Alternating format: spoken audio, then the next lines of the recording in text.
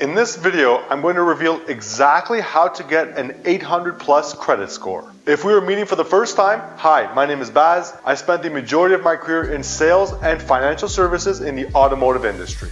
Now, having a high credit score can mean the difference between having what's called a system approval. That means a computer algorithm automatically has approved you based on your credentials, or having to provide all sorts of documents, pay off outstanding loans, and jump through many annoying hurdles just to get a worse interest rate than you actually wanted, or not being approved at all. Now, many of these how to get a high credit score videos are missing one crucial element. The creator themselves does not reveal their own credit score. So before we begin, let me show you my credit score so you know that I'm speaking from experience and not just theory. Okay, so let's log into Equifax and see where I'm at. And there we go. As of right now, I'm an 838 with a 21% utilization. And let's see how they actually do the scoring. So they rate excellent credit anything 760 and above. Very good 725 and above. Good, they rate it as a 660 and above. Fair 560, and poor is anywhere from 300 to 560. So I actually purchased a house in the past year which was just shy of $3 million. That's my second home. So now I do have 2 mortgages on my credit profile, and that dropped my credit. I actually used to be an 855, but even at its lowest point I went down to about a 778, so still in the excellent credit range. Now with time it slowly creeps back up and I'm back well into the 800 range within about a year of purchasing my house. So we'll cover why that is later in the video. When you do make a major purchase like a house or a car, it will drop down temporarily and slowly work its way back up. But as of the time of filming, I'm an 838 with 21% utilization. I currently have 2 mortgages, 2 lines of credit, 2 credit cards. I also have a business that has its own line of credit as well as another credit card. However, businesses are separate entities and they don't show on your personal credit bureau. However, creditors can still come after you if your business goes under. So having a business is not a get out of jail free card. These are the main factors that affect your credit score. First and foremost, it's payment history. Then you've got your utilization, you've got the maturity of your profile, the mix of credit, and any newly opened credit. Payment history takes up 35% of your credit score, making it the highest impact factor. Never be late on payments. Even if you have to pay just the bare minimums, then do that. If you have a line of credit, you can use it like cash to pay off credit cards. You can literally take cash out of your line of credit and put it into your checking account. Now that's something you never want to do with a credit card, because on a credit card, that's considered a cash advance. And now you'll be paying a higher interest rate on that portion. As soon as you pay down a line of credit, that balance becomes available to you again. Whereas with a credit card, it takes some time for that to show on your account. So a line of credit is more like cash. You can take money in and out right away and use it. A credit card is just for consumer purchases or for paying bills. You never want to take cash out of a credit card. It's a bad idea. You're going to pay a higher interest rate, and it's something you want to avoid at all costs. So use line of credits to pay down your credit cards if you're short for cash, then just pay the minimum amount on your line of credit. Line of credits also typically have a lower interest rate, so it makes sense to use them to pay down credit cards with higher rates. I did this a lot when I was in school, and I kept my credit in good standing even though my income was quite low. Once I made some money, I paid down all my loans and my credit has been solid the whole time. Now, if you are late on your payments, you want to pay them right away. Creditors are by law obligated to give you a 30-day grace period before they report a late payment to the credit bureaus like Equifax and TransUnion. If you don't pay within 30 days, that account will be marked with a 2. If it's a revolving credit, it will be an R2 status. That means that you made a late payment and you were over 30 days past due. So what is this R2 thing?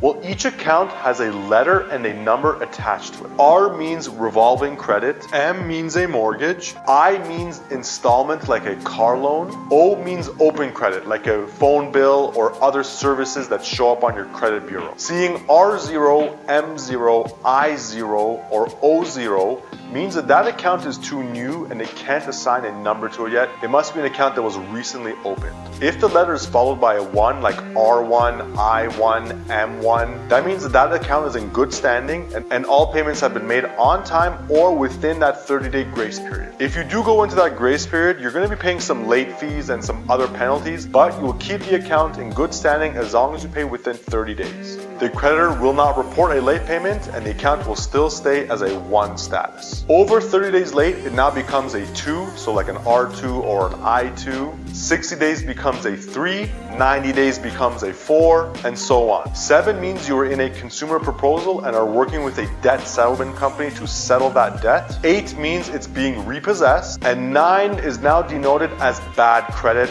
a total loss to the creditor. It means that it's being sold off to a collection agency and or you're in a bankruptcy. So simply put, anything past a 1 is bad and only gets worse over time. So you never want to let anything go past the 1 status. A good habit is to check your accounts every morning. Make it part of your routine. Just like brushing your teeth, if you ignore your teeth, they will rot and cause more and more problems over time. Same goes for your finances. Every day at some point, typically when you wake up, open your accounts, take a look at what your finances are like, take a look at your statements, see if anything needs to be paid. Now, auto payments can be a helpful thing here, but you still want to make it a good habit. Open those accounts every day and take a look at what's happening. Okay, next is credit utilization. Essentially, utilization just means how much of your available credit are you using? So real simply put, if you have a $1,000 credit card and you have a balance of $100, you are 10% utilized. You want to take the amount that you owe, divide it by the total amount of available credit, and that will tell you what your utilization is. So because of that, you'll want to always take any new credit that's available to you. So if you owe $100 on a $1,000 card, your bank sends you a letter or they call you and they say you've been pre-approved for a new credit card for $1,000, you'll want to definitely take that credit card. Because it's pre-approved, it doesn't require another credit check. And now instead of being 10% utilized,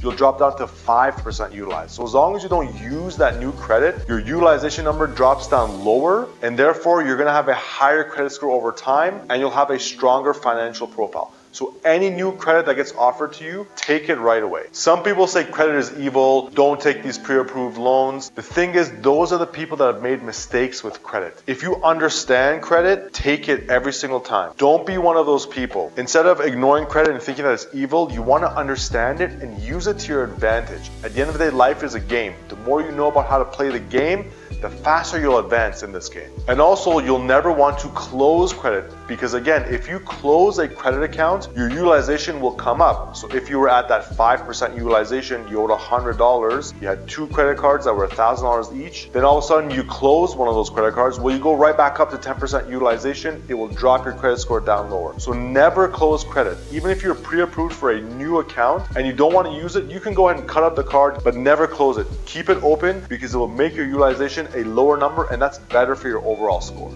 A healthy range for utilization is going to be 30% or lower. If you're going into the 40 and 50% utilization, you're now considered higher risk because they're using about half of the available credit to you. And of course, if you need more credit, it'll be more difficult to get. When you really need something, you're not going to get it. That's how life works. When you don't need something, you'll get pre-approval sent to you all the time. So pay down as much as you can if you are overutilized, and then you'll start to get more pre-approved credit products offered to you again. Next is maturity. This basically means how long you have been building a credit profile and when your last newly opened account was. So do you remember earlier when I mentioned that my second mortgage dropped down my credit score a bit? That's because I opened a new account and took on a higher monthly obligation. So creditors want to see how you do over time and your score will slowly come back up. The reason for this is this stops people from shotgunning their credit.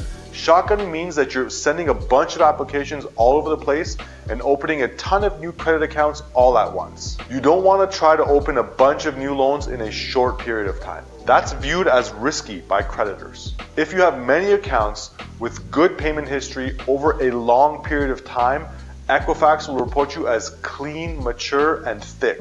You'll see that denoted right under your information on your credit bureau. Now that means that you've been paying off your bills, you have many different types of accounts, and you've been doing that for a very long time. Clean, mature, and thick sounds like some type of other video. No, this is a finance video, okay? Let's stay on topic here. Okay, next is mix of credit. This basically means how many different types of credit do you have? Houses, cars, credit lines, credit cards. This shows responsibility of managing different types of credit. A good healthy mix will be beneficial to your overall profile. Now, one thing you'll want to completely avoid is in-store financing and credit cards. These are a nightmare. In my experience in financial services, my mom is also in the mortgage industry. We have seen people destroy their lives by trying to finance a couch or a TV or a stereo. Problem is that those don't show up in your regular banking app. They're hard to keep track of. Before you know it, they damage your credit score, and it was all over some piece of furniture. Let me tell you a story about what happened to me. I went to Best Buy. I wanted to buy a TV, okay? I got the Best Buy credit card, and I thought to myself, why don't I just increase my current credit card? So I wanted to buy this TV, and I called my bank, and they actually increased the limit on my own credit card. So I ended up buying the TV on my own personal credit card and not using that Best Buy card at all. Anyways, a year and a bit goes by. I get a letter in the mail. It turns out that the bank, which is Desjardins Bank in Canada, they were the ones that were actually doing the credit cards for Best Buy. They had a data breach. There was two bad actors selling people's data on the dark web or something, and they said there's no guarantee that you're in that data breach, but for security reasons that they're going to pay for Equifax reporting, and they had customers' data get leaked, and they don't know exactly which customers it was. So this one credit card I got from Best Buy put me into a data breach, and I never even used it. The balance is zero. I've never touched the card. So this in-store credit card ended up burning me, and I never even used it a single time. So you want to stay away from these in-store credit cards. They're just a nightmare for many reasons. You can't keep track of them. They're from these third-party banks. You can't see them on your own banking app. For a couch or for a TV or for something you want to buy in store, just use your normal credit card. Don't ever do in-store financing. They are a nightmare. Speak with anyone in financial services and they'll tell you that those are just a bad idea through and through. Think of them as a scam and avoid them at all costs. Okay, the next factor is newly opened credit. This again ties into maturity. New credit will drop your utilization if you don't use it right away and you keep up with the payments, so your score will go back over time. So even a large new account like a mortgage will drop your score, but over time it'll creep right back up to over the 800 range, as long as you keep every account in good standing. Okay, so what are the do's and don'ts of credit? Let's sum it all up. Do pay every account on time, even if it's just the minimums. Do accept any new pre-approved credit. It will drop your utilization and it's better for your overall profile. Do check your credit often with trusted free sources, like your banking app or others, as long as it's a soft hit and not a hard hit. A soft hit does not lower your credit profile.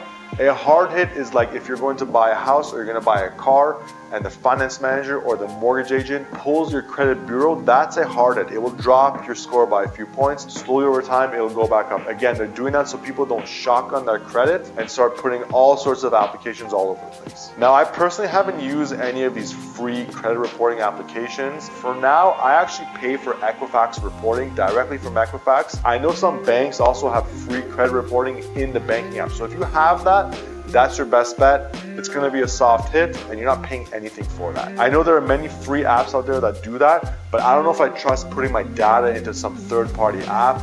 The last thing I want to have is another data breach situation.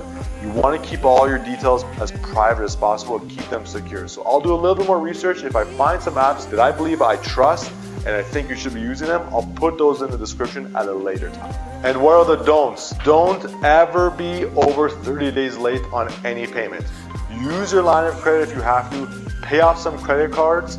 As long as you're within that grace period, you may incur some fees, but you're going to keep your accounts in good standing. You want every account to be a 1.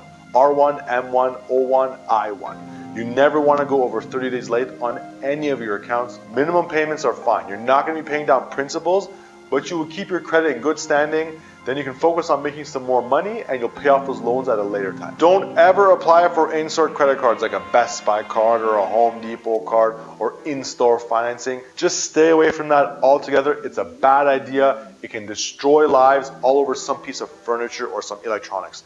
Never use in-store credit. Completely a bad idea. Avoid it at all costs. Don't ignore your credit and let issues start to accumulate.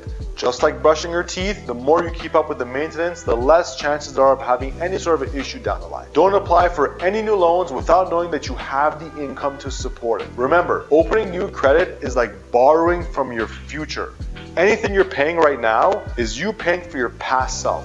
So if you take any new credit right now, you're borrowing from your future. So think, how would my future self feel if they knew that I was taking this out right now? Would they tell me don't do it, or would they tell me to do it? If it's something like an investment, like a house, and you know you can afford it, then go for it. If it's a car you need to get to work or for your business, then go for it. But if you're just spending on consumer items, putting yourself in debt and borrowing from your future, think about your future self and imagine what they would be telling you if you could talk to yourself in the future right now. When you open new credit, you are borrowing from your future. If you think about it like that, you'll always make the right decisions. Now, your credit score is like a quick overview of your credit history. It does not mean you're going to be guaranteed to be approved for anything that you want.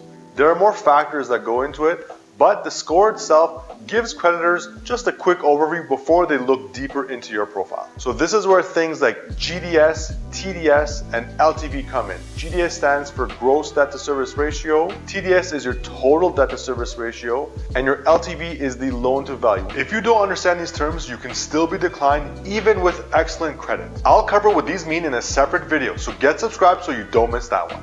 Okay, that's it for this one. Make sure to hit that like button, subscribe, and we'll see you in the next video.